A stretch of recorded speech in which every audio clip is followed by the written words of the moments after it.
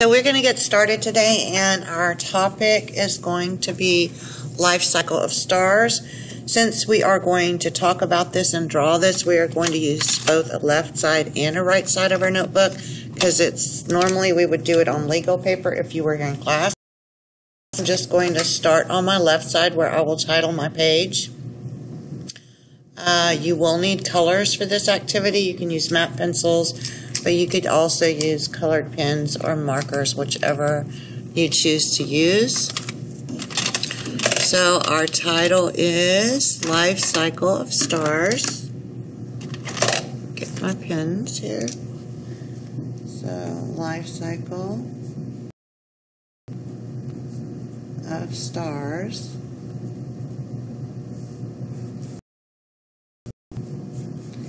And today's date is going to be 11/12. Alright, so let's get started. We already know where stars are born, and I hope that you can remember the name of the area in space where stars are born. These are beautiful colorful areas of gases, all kinds of pretty colors because they contain all kinds of different elements and different gases. But these are areas of gas, dust, debris, all bound together by gravity, and these are also known as stellar nurseries. So I'm hoping that you have guessed the name, and the name was a nebula. So let's get started. So we will start at the beginning of every star, a nebula. Plural would be nebulae with an E at the end. That would mean more than one. These are huge clouds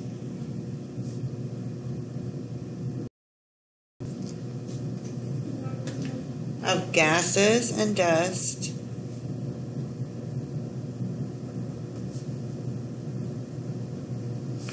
and debris, and they're held together by gravity. So held together by gravity, right? So gravity keeps this cloud of gases and dust and debris all together. And these are also called stellar nurseries, because they are the birthplace of stars. So all stars are born in a nebula. Now, depending on the mass of the star, it can go one of two ways. So a small to medium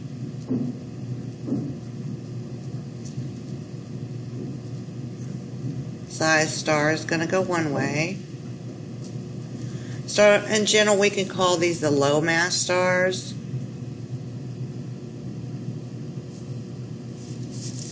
But it's also an average star. This is where our sun is. So our sun started in a nebula, and it's a medium-sized star, so it's going to take this as far as the life cycle goes. The high mass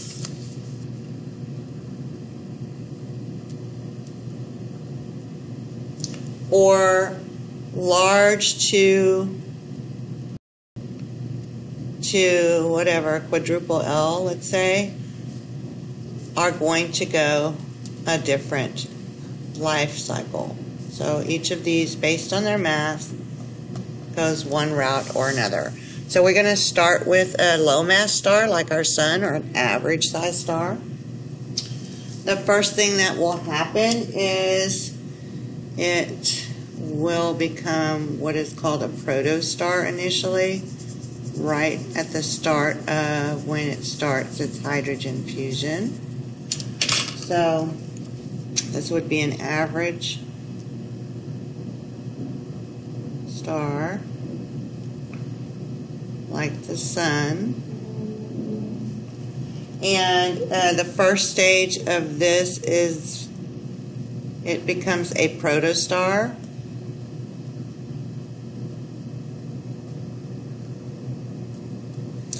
proto just means before, so right before it begins full hydrogen fusion, it becomes a protostar. The second stage is full-blown hydrogen fusion. A hydrogen fusion. And it is a star. So a full-blown star is born.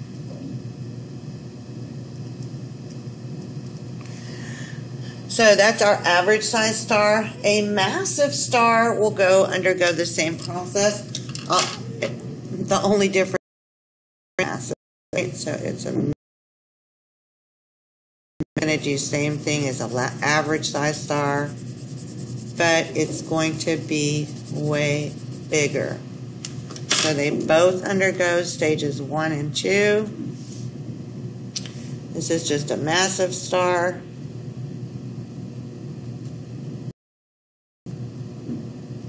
And we know that it is just like the other one. They are fusing hydrogen into helium. All right, so what happens as stars age? Well, as stars age and begin to use up their hydrogen, they start to fuse heavier and heavier elements. Think about it. You take a hydrogen with 1 proton, another hydrogen with 1 proton, fuse them together, you get helium with 2 protons, right? But what if we have a hydrogen and a helium that fuse together? Well, then you get element number 3, which is lithium, right? 3 protons. But what if we have 2 helium that are now being fused together inside this star? Because it's using up its hydrogen, it's fusing other elements into heavier and heavier and heavier elements. So if you get a helium, a 2 plus a 2 gives you a beryllium.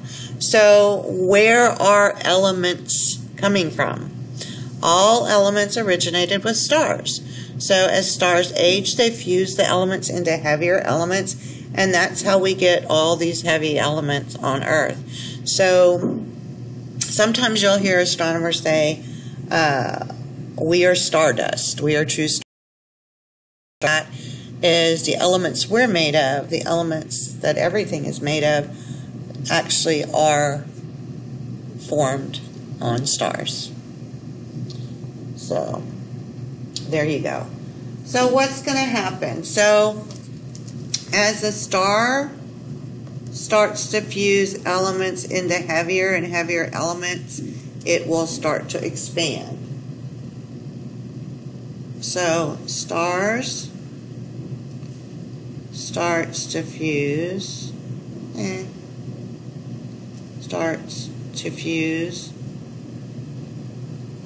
heavier and heavier elements.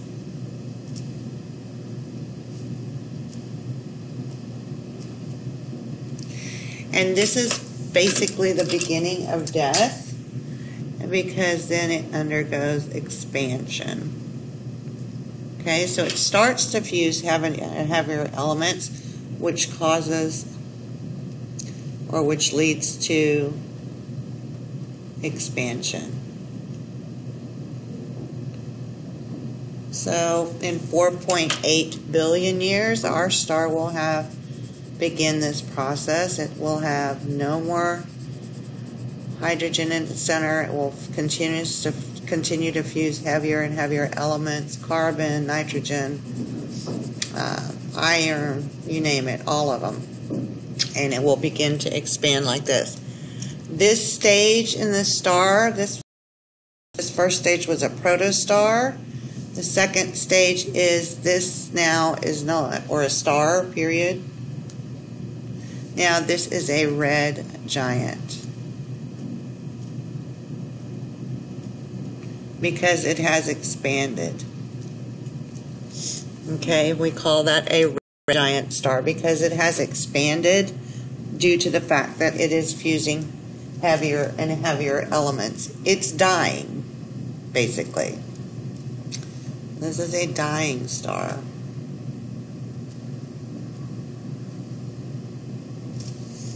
All right, the same thing happens with our massive star, only it started out big and it's going to go big. So it's now becoming a supergiant.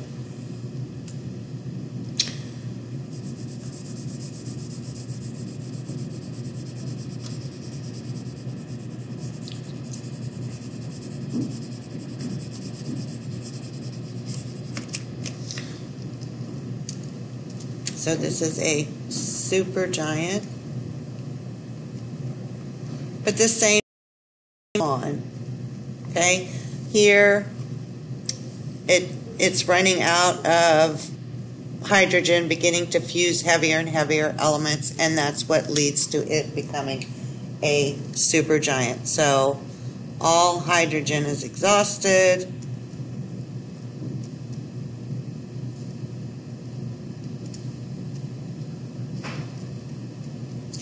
And expansion begins. So it becomes a supergiant. Some people refer to these as red supergiant. Basically a supergiant. So let's continue to see what else is going to happen. So we're going to follow the path of our sun first. So we're going to go to the next page.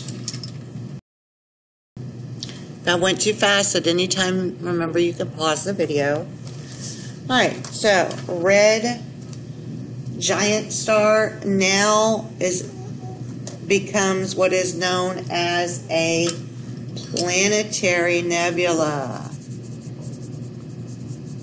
Remember, a nebula is that area of gases and dust that is actually a remnant from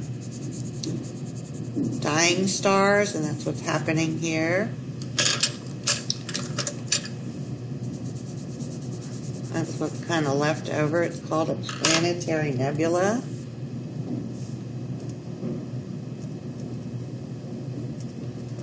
And just like any nebula, this one could give rise to smaller stars. Like it started as a small star, obviously gases and things that are left after expansion are only going to be able to give rise to, can give rise to small to medium stars.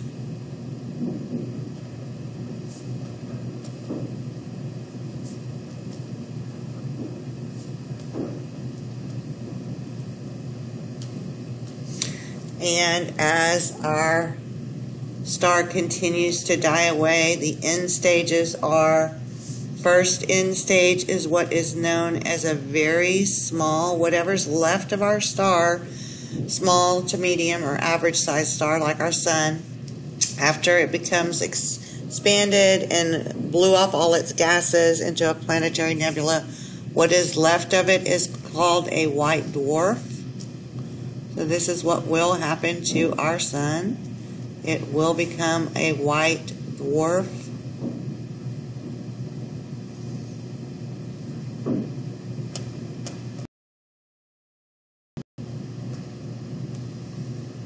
A white dwarf, and think of the name dwarf. It implies something very small, which it is. It's still giving off some light and heat. So it's extremely small.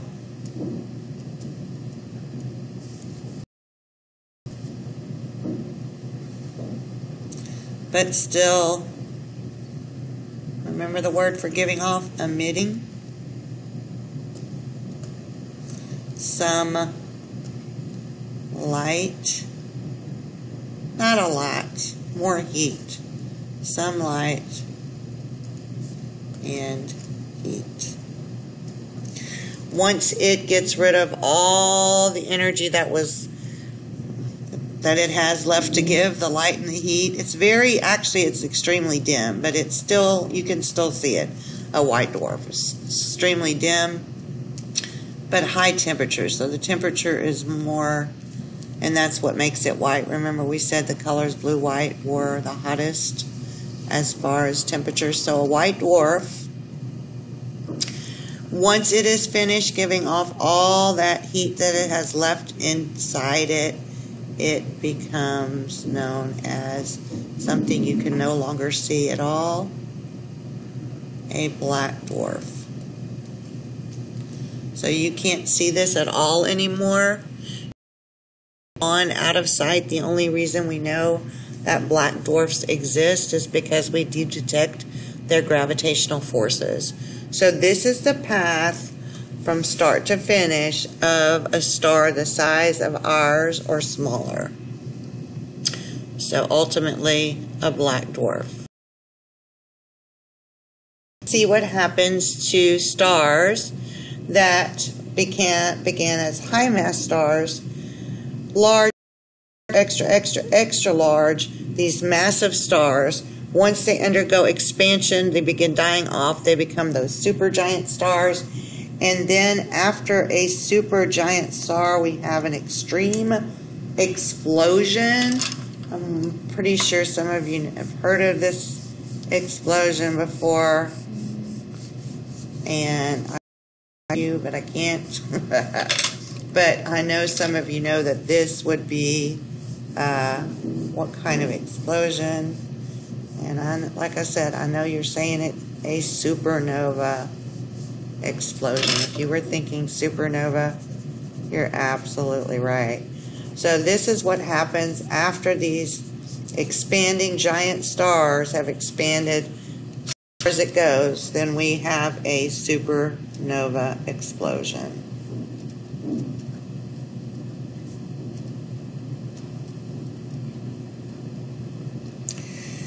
And in this supernova explosion, this is actually where all these gases and all the things associated still with that high mass star, maybe some planets, maybe some asteroids, who knows, whatever was it in its star system, is all blown out there and starts to come together. So a supernova explosion, this explosion actually, we got to go back the other direction, going back all the way back to a nebula. So a supernova explosion actually gives rise to nebula or a stellar nursery. So let's write that, supernova.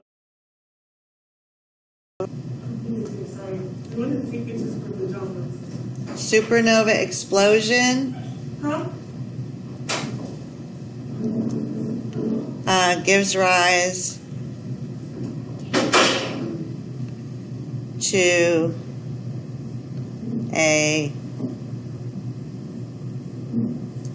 new nebula. So there you go. We get a new nebula from a supernova explosion. Now, what happens after the supernova explosion? Well, here again, the life cycle kind of branches depending on mass of the star. So let's go back over here. All right, so if you are a large to, let's say, XXL star, you will go one route, and if you are XXXXL or bigger, you will go another route. So here, life cycles branch once again based on a star size. Large to extra large star will become what is known as a neutron star. Some people refer to these as pulsars. So a neutron star, we draw the little lines out like this because these stars don't glow permanently, they pulse light. So light, no light, light, light, light, light. So it's called a neutron star or a pulsar.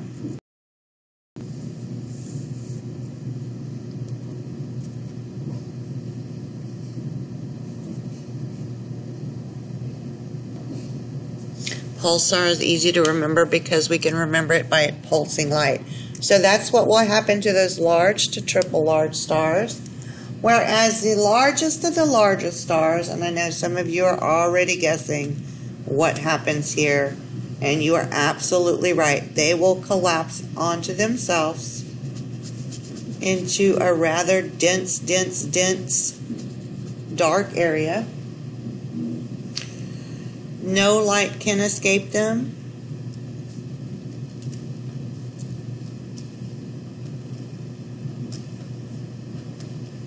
And these are known as black holes. So a black hole forms from an extremely large, massive star. So they have huge gravitational forces.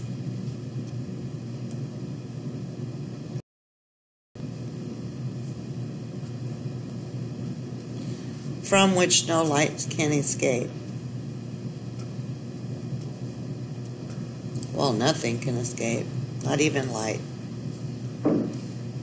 So if you get to an area known as the event horizon, that is really fairly close to where there's a point of no return, and you would get sucked into this. If it would suck a human into this, or anything we know for that matter into it, it would become shredded into the tiniest subatomic particle as it gets pulled into that hole.